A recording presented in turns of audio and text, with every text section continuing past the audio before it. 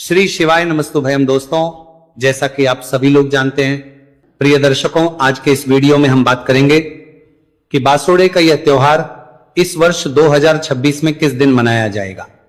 कुछ स्थानों पर इसे बासोड़ा कहते हैं, कुछ बासोड़ा कहते हैं। इसे शीतला पूजन के रूप में देखा जाता है। कुछ लोग शीतला सप्तमी करते हैं, कुछ लोग शीतला अष्टमी करते हैं। नाम अनेक हैं, दिन भी अलग अलग होंगे, क्योंकि कुछ लोग अलग दिन पर करते हैं, कुछ लोग अष्टमी पर, कुछ लोग सप्तमी पर। तो विस्तार से मैं समझाऊंगा कि यह बासोड़े का विचार मूल सिद्धांत क्या है, बसेड़ा होता क्या। हाँ, सभी जगह पर पूजन जो है वो माता शीतला का ही किया जाता है। तो ये पूजन क्यों आवश्यक है, क्या मिलता है इस पूजन से। शीतला पूजन इस वर्ष 2026 में कब करना चाहिए, बसोड़ा कब मनाना चाहिए, कोई शीतला सप्तमी करता है तो उसे कब करना है, अष्टमी करना है तो कब करना है, या जो वार के अनुसार शीतला पूजन करते हैं या बसोड़ा करते हैं तो उनको कब करना चाहिए। इस प्रकार से संपूर्ण जानकारी बासोड़े के विषय में, शीतला पूजन के विषय में आपको इस वीडियो में प्रदान की जाएगी। आपसे इतना निवेदन है कि वीडियो यदि थोड़ा सा भी उपयोगी लगे तो कृपया एक बार लाइक अवश्य कर दीजिएगा। मां शीतला का आशीर्वाद प्राप्त रहेगी, आपका प्राप्त रहेगी करने के लिए, जिससे कि आपका परिवार निरोगी रहे, कभी रोग आपके परिवार, आपके बच्चों के आसपास भी ना भटके।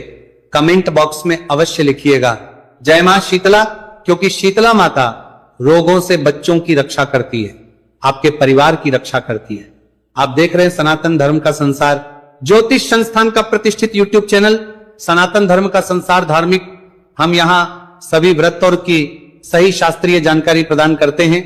ज्योतिष शास्त्र और पंचांग के आधार पर आपको बताते हैं कौन सी तिथि कब है, व्रत आदि कब करना है, क्या विधि है, क्या नियम है और क्या गलती नहीं करनी है। यदि आप सभी व्रत और त्योहारों की सही शास्त्रीय जानकारी पाते रहना चाहते हैं तो कृपया चैनल को सब्सक्राइब कीजिए और बेल आइकन को प्रेस कीजिए। जब आप सब्सक्राइब का बटन दबाएंगे तो वहां एक घंटी का निशान बना हुआ आएगा, उसको अवश्य दबाइएगा, तभी आपको हमारे सारे वीडियो प्राप्त होंगे, अन्यथा जानकारी छूट जाएगी। प्रिय दर्शकों, आइए अब जानकारी आरंभ करते हैं और बात करते हैं विशेष रूप से शीतला पूजन की, बासोड़े की। प्रिय दर्शकों, शीतला का पूजन किया जाता है, इसको बसोड़ा कहा जाता है। कुछ लोग इसे बसोड़ा कहते हैं, बसोड़ा कहते हैं, बसेरा कहते हैं।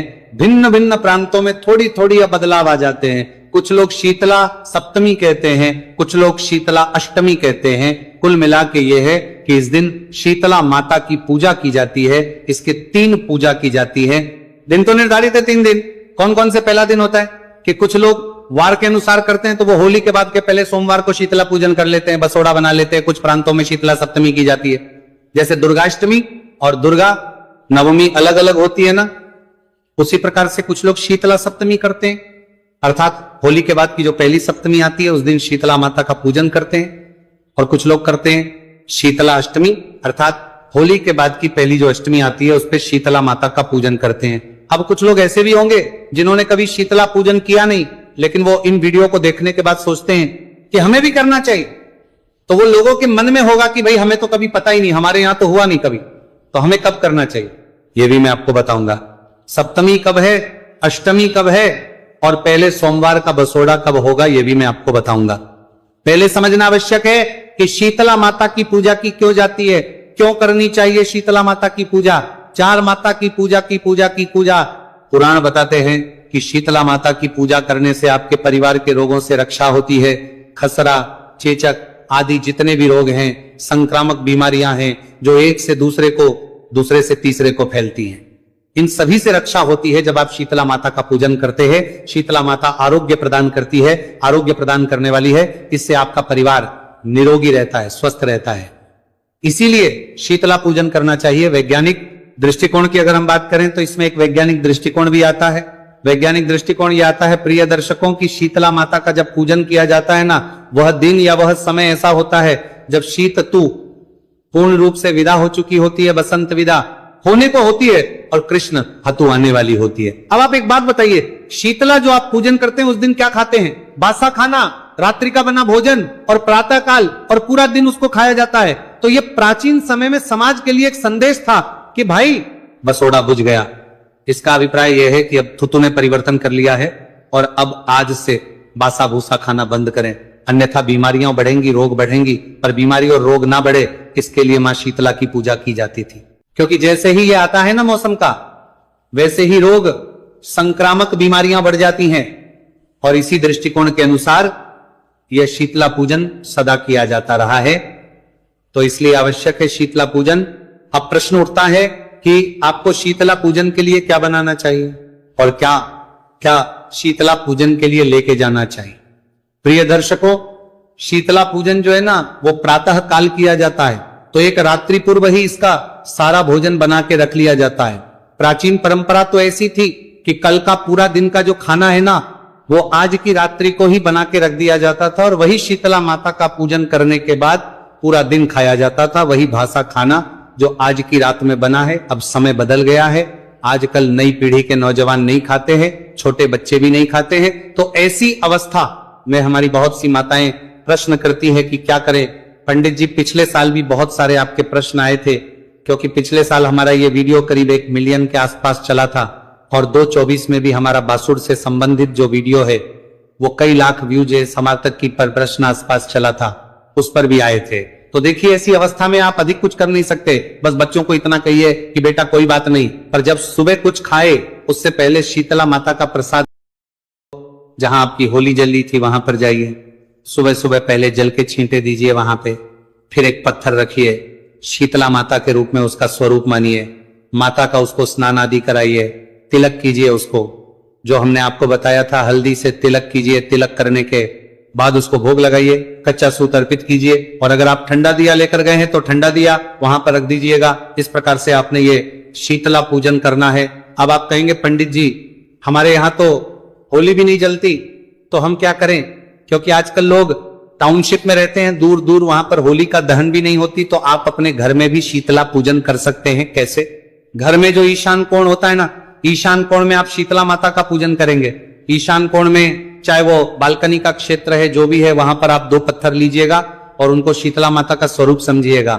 जिस प्रकार से मैंने अभी बताया था कि जहां होली के स्थान पे आपने पूजन किया था, स्नान आदि करा के तिलक करके भोग अर्पित किया, कच्चा सूत्र लोई आदि अर्पित करी और दिया रख दिया, उसी प्रकार से आपने पूजा करनी है और शीतला माता से प्रार्थना करनी है कि हे मां शीतले, हमने आपका ये किया है, इसको स्वीकार करें।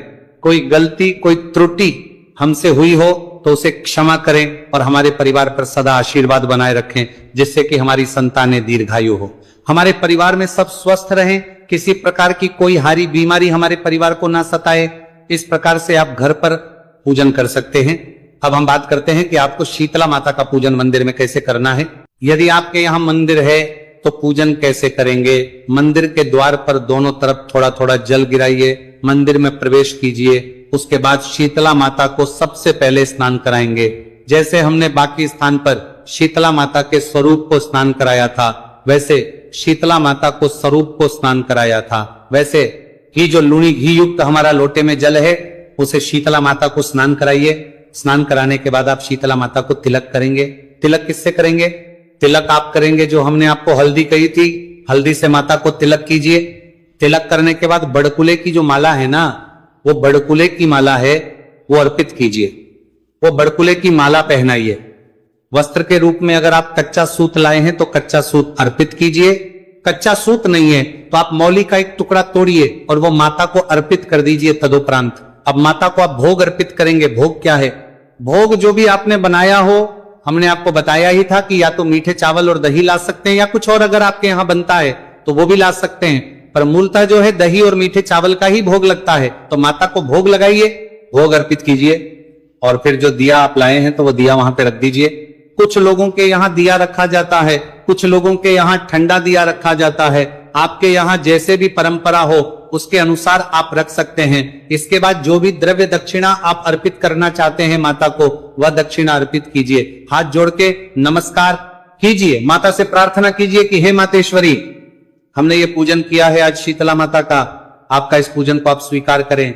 हमसे कोई गलती हो गई हो, भूल हो गई हो, जाने अनजाने की गलतियों को क्षमा करें और दया का आशीर्वाद प्रदान करें। मातेश्वरी, हमारे परिवार में सब दीर्घायु हो, सबका स्वास्थ्य अच्छा रहे और आपकी कृपा सबको प्राप्त हो, यही कामना करते हैं। इससे माता से प्रार्थना करें और हाथ जोड़ के नमस्कार करें कि हे मातेश्वरी, हम तो अज्ञानी जीव हैं, तुच्छ प्राणी हैं, आपकी संतानें हैं, जैसी भी बंदे करते हैं, पड़ी है वैसी टूटी फूटी सेवा हमने आपके श्री चरणों की है। इसमें जो भी कोई हमसे गलती हो गई हो, भूल हो गई हो, उसके लिए हम क्षमा प्रार्थना करते हैं। आप दया सिंधु हैं तो सदा हम पर दया बनाए रखें। किसी प्रकार की परेशानी हमारे परिवार पर कभी ना आए, कोई हारी बीमारी कभी हमारे परिवार को ना सताए। इस प्रकार पूजन हो जाता है। इसके बाद माता की परिक्रमा कर लीजिए। कुछ लोगों के यहाँ किसी के साथ में मायके की शीतला भी पूजी जाती है, तो जहां आपने शीतला माता की पूजा की है उसके बगल में ही एक स्थान पर आप अपने मायके की ओर मुख करके मायके की शीतला का पूजन कर सकते हैं। जिस दिशा में आपका मायका है, मम्मी का घर है, आपके माता पिता का घर है, उस ओर आप मुख करके और आप शीतला माता का पूजन कीजिएगा। वहां चाहे पत्थर रख के करें या एक स्थान को वैसे ही साफ करके जल के छींटे देके और आपके जो मायके की शीतला है उसको अर्पित करें कि हे मातेश्वरी, मेरे मायके में जो भी मेरे भाई भतीजे हैं सब सदा स्वस्थ रहें। और ये पूजन करने के बाद फिर खजाना बोया जाता है। मंदिर के आसपास, मंदिर के प्रांगण में जहां भी कोई ऐसा स्थान हो, कच्ची मिट्टी आती हो ना, उसको थोड़ा सा हटा लीजिए, थोड़ा सा गड्ढा सा बना लीजिए। उसमें जो आप बाजरा लाए थे ना, वो बाजरा उसमें बो दीजिए, थोड़े से जल के छींटे दे दीजिए। और ऐसी मान्यता है कि ये जो बाजरा है ये खजाने के रूप में हमारी संतानों को, आपकी संतानों को प्राप्त होगा। मातेश्वरी खजाने के रूप में आपके संतानों को प्रदान करती है। और कुछ प्रांतों में खजाना बोया जाता है। मैंने एक सिक्का बोला था ना, तो थोड़ा सा बाजरा और वो सिक्का मिट्टी के अंदर दबा दिया जाता है और माता से प्रार्थना की जाती है कि हे मातेश्वरी, ये खजाना हमारी संतानों को प्राप्त हो और इससे वो सदा प्रसन्न रहे, खुशहाल रहें, कभी उनके घर में धन की कमी ना आए। इस प्रकार से ये खजाना बोया जाता है। खजाना बोने के बाद थोड़ा सा विश्राम लें, विश्राम लेके और फिर आप अपने घर को आ जाए। घर को जब आएंगे ना, तो जो लोटा आप लेके गए थे ना जल का, उसमें जल बचा के लाइएगा। वो सारा जल जो है वो माता को अर्पित नहीं कर देना है, थोड़ा सा जल उसमें से बचा लीजिएगा। जो बचा हुआ जल आएगा, उस जल का पहले आप घर में आके सभी पूरे घर में छिड़काव कीजिएगा। ये पवित्र जल है, ये हारी बीमारियों से आपके घर की रक्षा करेगा। आपके घर में यदि कोई नकारात्मक ऊर्जा आदि का प्रवाह होगा, वहां नष्ट हो जाएगा और इस प्रकार आपका घर माता के आशीर्वाद सुरक्षित होगा। इस प्रकार से आपने ये जल छिड़कना है।